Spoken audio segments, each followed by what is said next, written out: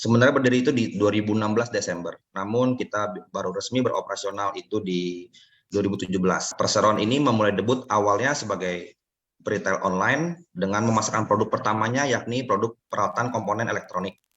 Dengan lokasi kantor pertamanya yakni masih di rumah tinggal saya waktu itu. Di tahun 2018 akhirnya seiring pertumbuhan perusahaan, kita akhirnya di tahun 2018 bisa mendirikan membangun kantor gudang pertama kita.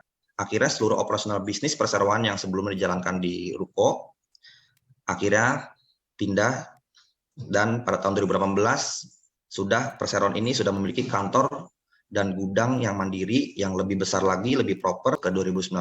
Nah, di 2019 ini kita perseroan mulai melakukan ekspansi usaha dengan menambah kategori produk penjualan baru, yaitu perseroan mulai memasarkan produk perkakas rumah tangga melalui toko-toko online store mirip perseroan. Di tahun 2020 itu juga ketika masyarakat diharuskan melakukan segala transaksi secara digital online, nah di tahun tersebut penjualan perseroan bertumbuh sangat signifikan akibat bisnis utama perseroan sebagai perusahaan perdagangan barang dan jasa berbasis e-commerce online store. Nah, di sini kita baru awal listing nih Bapak Ibu. Awal mendapatkan listing, diberi kesempatan untuk bisa menawarkan saham kepada masyarakat melalui platform ICF.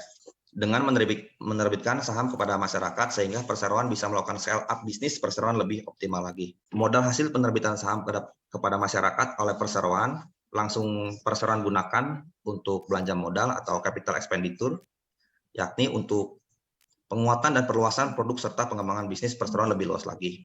Nah, otomotif ini adalah produk yang baru.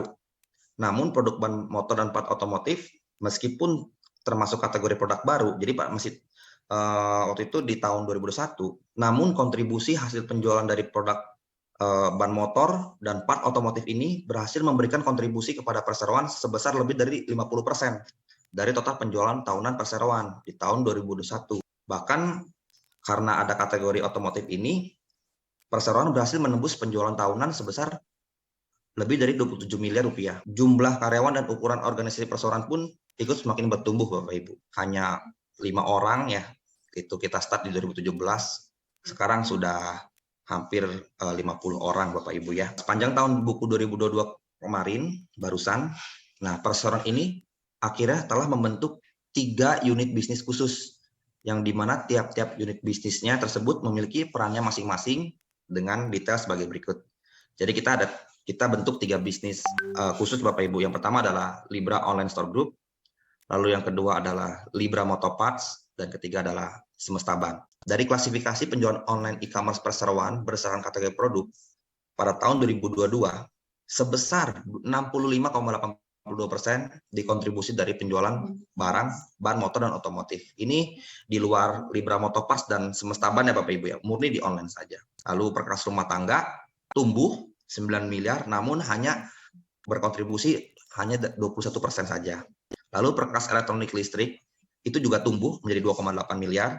Namun dari total keseluruhan penjualan hanya berkontribusi 6,84%. Dengan data ini, Libra Group bertekad menjadi retail spare part kendaraan bermotor roda 2 terlengkap berbasis omnichannel e-commerce terintegrasi dan terkemuka di Indonesia dengan tagline semua kebutuhan motormu ada di sini melalui brand Libra Motoparts dan menjadi bengkel ban motor modern yang menjadi pilihan utama para pengendara motor di Indonesia dengan tagline ganti ban motor nggak pakai antri dan nggak pakai lama melalui brand Semesta Ban. Maka perseroan menargetkan untuk bisa melantai di IPO papan akselerasi pada Bursa Efek Indonesia di tahun buku 2025. Habis dari equity crowdfunding ini, kita mau langsung fokus untuk bisa IPO di papan akselerasi. Nah, pada tahun 2025 nanti, perseroan akan memastikan segala persyaratan dan administrasi serta kekuatan fundamental bagi unit-unit bisnis perseroan di dalam naungan Libra Group sebagai induk holding perseroan sudah siap dan layak untuk melantai di bursa papan akselerasi Bapak Ibu.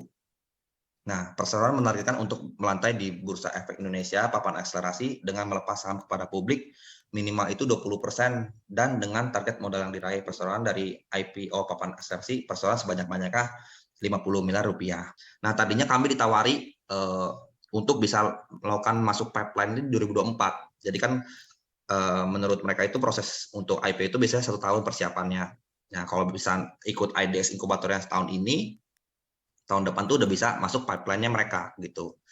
Tapi kita bilang kita maunya 2025 Pak supaya lebih kuat, lebih matang lagi gitu, lebih matang, lebih maksimal segala macam.